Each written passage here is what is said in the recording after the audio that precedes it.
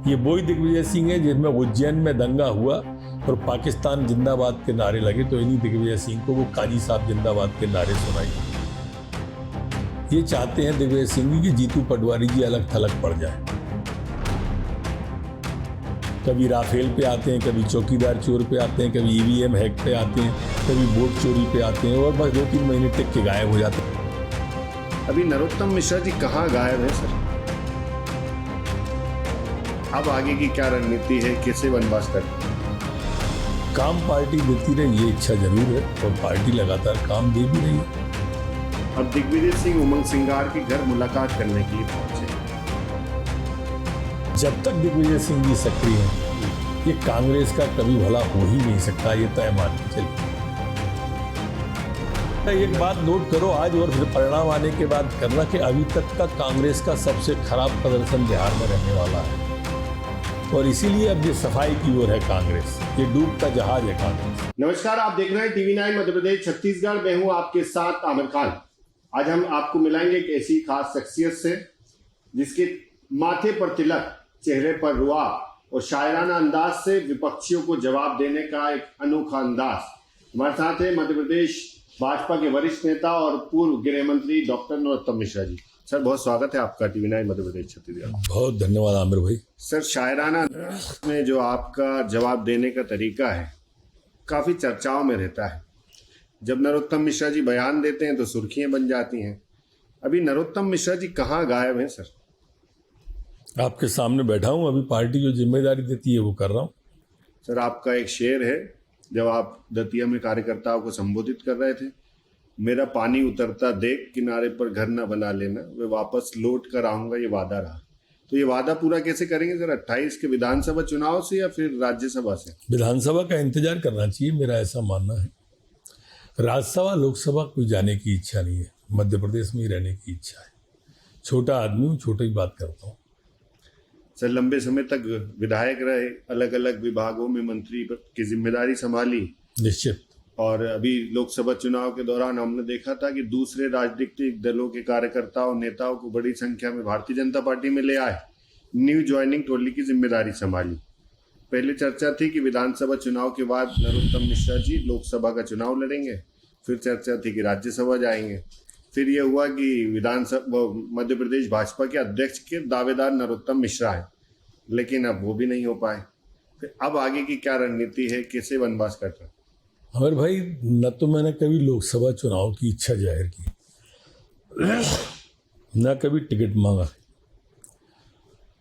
न राज्यसभा का, न अध्यक्ष की, और आगे का भी बोल रहा हूं कि कोई पद की इच्छा है नहीं। पार्टी ने बहुत दिया है, 30 साल विधायक रहा, 15 साल मंत्री रहा, और कितना देगी पार्टी? हाँ, काम पार्टी देती रही, ये इच्छा जरूर है और पार्टी लगातार काम दे भी रही है। आपने जिक्र किया अभी कि न्यू ज्वाइनिंग टोली का चुनाव हारने के तत्काल बाद प्रदेश का संयोजक बनाया था, उसके बाद महाराष्ट्र चुनाव में भेज दिया था, उसके बाद दिल्ली चुनाव में भेजा, परसों बिहार जा रहा हूँ, नई जिम्मेदारी मिल गई नरोत्तम मिश्रा। बिहार चला जाऊंगा। पार्टी काम दे रही है और जो प्राप्त है वो पर्याप्त है। इसी सिद्धांत पर आगे चल रहा है, आगे भी चल रहा है। पर्याप्त दिया पार्टी ने, कोई कमी नहीं रखी, दोनों हाथ से लुटाया पार्टी। सर, इसके अलावा अगर हम देखें तो जब आप गृह मंत्री थे 2021 में एक कानून लेकर आए थे आप, धर्म स्वतंत्र अधिनियम। आपको क्या लगता है सर, इसकी कितनी जरूरत थी और आज ये कितना कामगार साबित हो रहा है, या इसका कितना असर दिख रहा है? वो कानून नहीं आता तो हमारे मध्य प्रदेश में स्थिति और ज़्यादा खराब होती। उस कानून धर्म स्वातंत्र विधेयक के कारणों से ये लव जिहाद के जितने मामले थे वो नियंत्रण में आए, और इस तरह का जो जाति छुपाकर, नाम छुपाकर, धर्म छुपाकर जो घटनाएं घटित हो रही उन पर ब्रेक लग गया। अब महीने 2 महीने में एक आध बिरले केस आते हैं, एक आध बिरले केस आते हैं।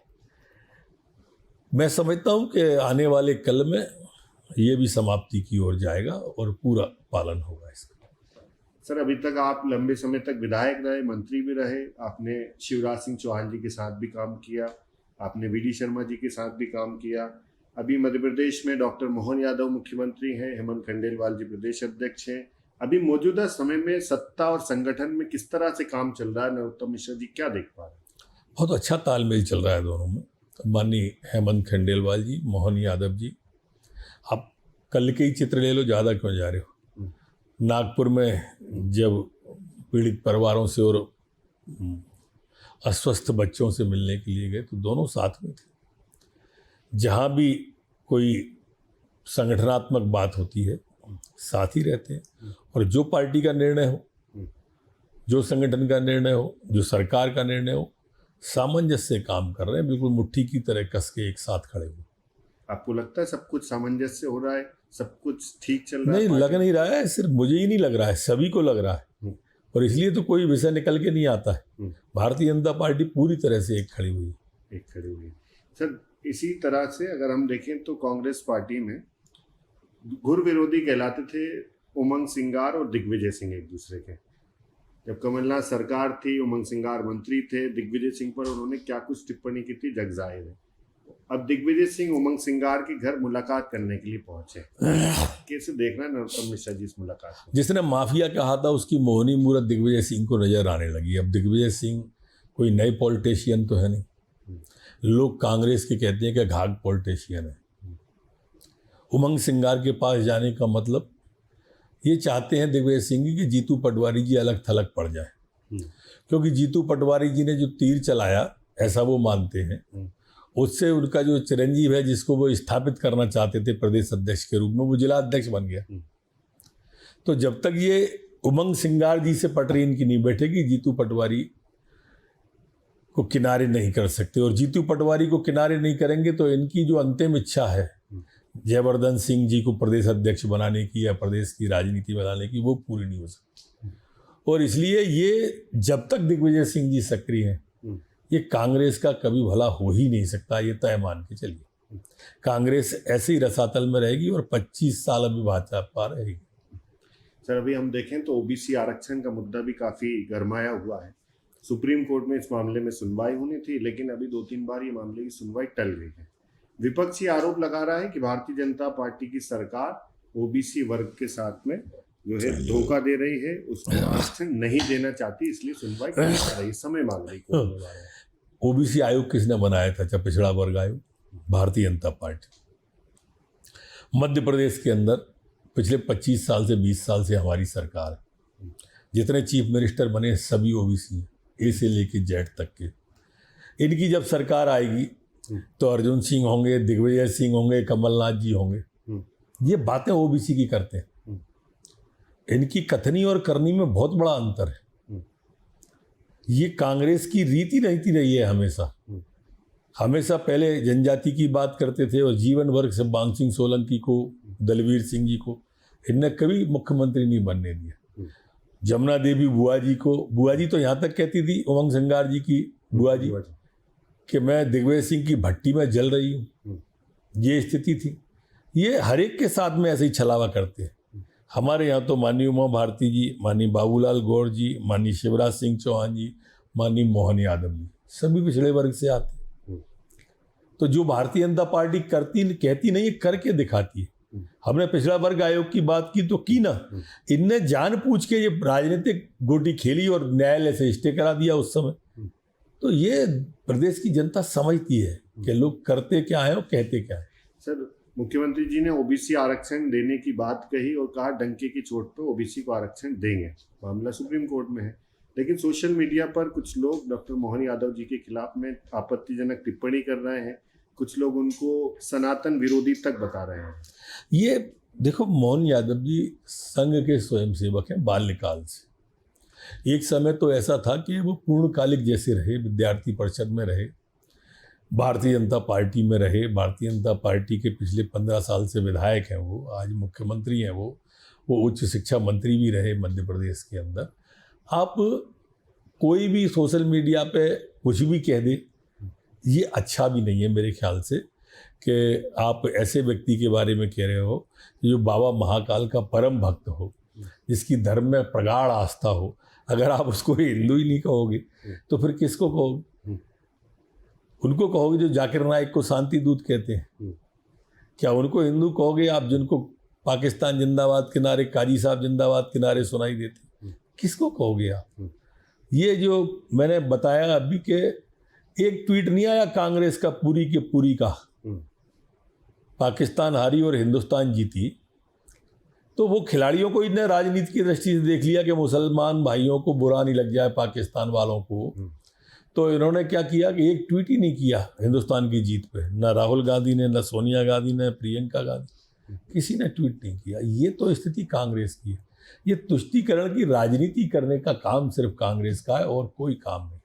सर, राहुल गांधी और मध्य प्रदेश कांग्रेस के प्रदेश अध्यक्ष जीतू पटवारी और उमंग सिंगार से तमाम कांग्रेस के नेता मध्य प्रदेश में भी वोट चोरी से भारतीय जनता पार्टी की सरकार बनने का आरोप लगा रहे हैं, दावा भी कर रहे हैं, कुछ ऐसे तथ्य दिखा रहे हैं कि मध्य प्रदेश में वोट चोरी से सरकार भारतीय जनता पार्टी ने बनाई है। कैसे देखते हैं आप? एक तो धन्यवाद कि उनको 2 साल बाद याद आई। 2 साल पहले वो ईवीएम हैक का कह रहे थे, अब ईवीएम हैक हट गई। ये मुद्दे पे किसी पे स्थिर रहते ही नहीं है। कभी राफेल पे आते हैं, कभी चौकीदार चोर पे आते हैं, कभी ईवीएम हैक पे आते हैं, कभी वोट चोरी पे आते हैं और बस 2-3 महीने टिक के गायब हो जाते हैं। क्यों? क्योंकि इनके पास में सबूत नहीं है, कोई हवाई फायर करते हैं।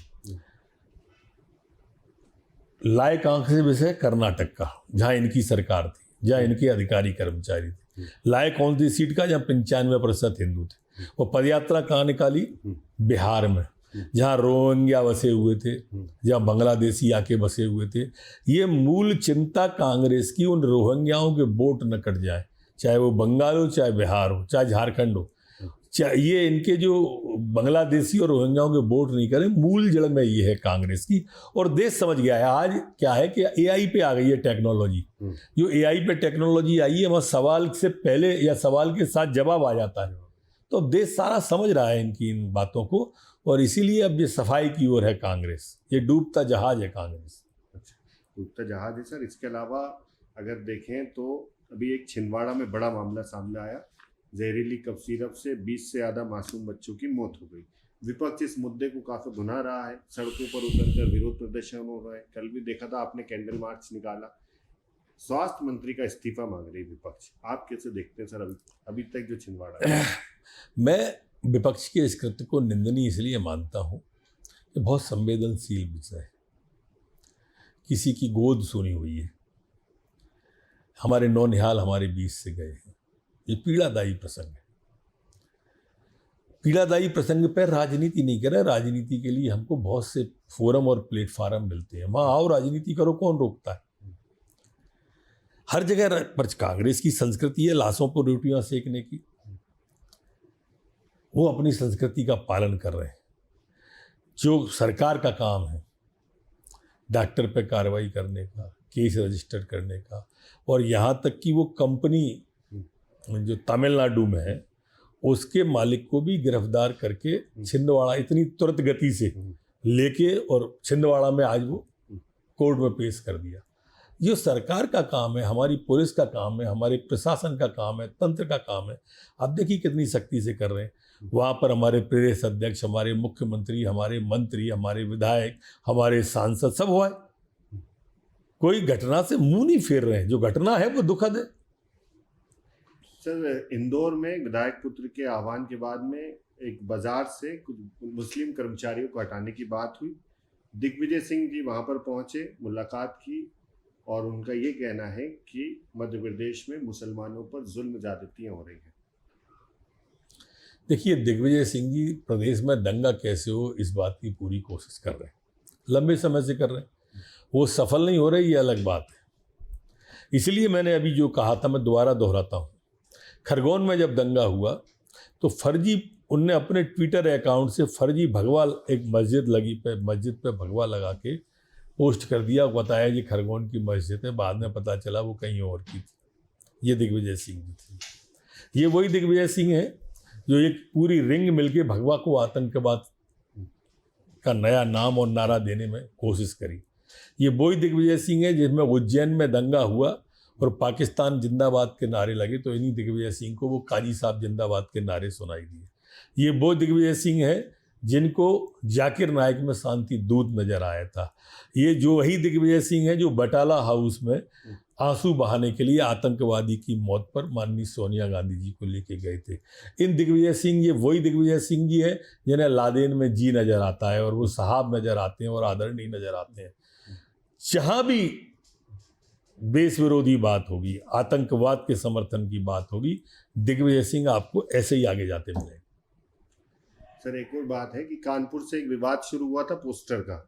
मध्य प्रदेश में भी कई जगह पर I love Mohammed, I love Mahakal, I love Ram, I love India के पोस्टर लगे। कैसे देखते हैं नरोत्तम मिश्रा जी पोस्टर विवाद? सब अपने अपने धर्मों का सम्मान करें, एक दूसरे के धर्म का अपमान नहीं करना चाहिए। जहाँ पर अपने देश के सम्मान की बात आए, अपने देश के स्वाभिमान की बात आए, वंदे मातरम की बात आए, भारत माँ की जय की बात आए, सबको एक होना चाहिए। जो इन सब में अलगपन रखता है वो निश्चित रूप से निंदनीय है। जो भारत तेरे टुकड़े होंगे इंशाअल्लाह इंशाअल्लाह का समर्थन करता है वो निश्चित रूप से गलत है। अफजल हम शर्मिंदा है, तेरे कातिल जिंदा है, जो ये नारे लगाएंगे हम उसकी निंदा करें। सर इसके अलावा आखिरी सवाल कि जो आपको जिम्मेदारी मिली थी न्यू ज्वाइनिंग टॉली की, अभी भी है वो जिम्मेदारी? कमेटी है अभी भी? नहीं, वो चुनाव के साथ ही समाप्त हो गई। मतलब अभी कुछ लोग ऐसे हैं जो आना चाह रहे हैं आपके पास भारतीय जनता पार्टी निश्चित में, रूप या से आपके बहुत लोग संपर्क में हो? बहुत संपर्क में। ऐसे कौन लोग आना चाह रहे हैं सर? नाम नहीं बताए जाते हैं। लोकसभा चुनाव तक ही था क्या? नहीं, काम लोकसभा चुनाव तक है, अभी ये बंद है काम ज्वाइनिंग का, लेकिन संपर्क में बहुत लोग हैं, उसमें विधायक भी हैं। संपर्क में है तो ज्वाइन करेंगे? अभी नहीं, अभी ये जो पार्टी आदेश करेगी तब होगा ये तो। अच्छा सर, इसके अलावा जो बात ये चल रही थी कि नरोत्तम मिश्रा जी की वापसी कैसे होगी? दतिया से ही मेरी होगी, क्या वापसी राज्यसभा से होगी? राज्यसभा का तो कोई प्रश्न ही नहीं होता, ना लोकसभा का प्रश्न होता। जब आएंगे पार्टी जहाँ से टिकट देगी वहाँ से आएंगे, विधानसभा में ही आएंगे। अब बिहार की जिम्मेदारी भी आपको मिली, आप भी जा रहे हैं, अभी वहाँ का पूरा माहौल कैसे देख पा रहे हैं सर आप? जो अभी तो दूरभाष पे बात हुई है, परसों जाने के बाद आपको जमीनी रिपोर्ट दे देंगे। जैसे पूरा ओवरऑल बिहार को देखें तो राहुल गांधी और कांग्रेस के तमाम लीडरशिप भी वहाँ यात्राएं निकाल रही है, वहां से नीतीश बाबू जी के साथ में। अभी तक मेरा एक बात नोट करो आज और फिर परिणाम आने के बाद करना, कि अभी तक का कांग्रेस का सबसे खराब प्रदर्शन बिहार में रहने वाला है।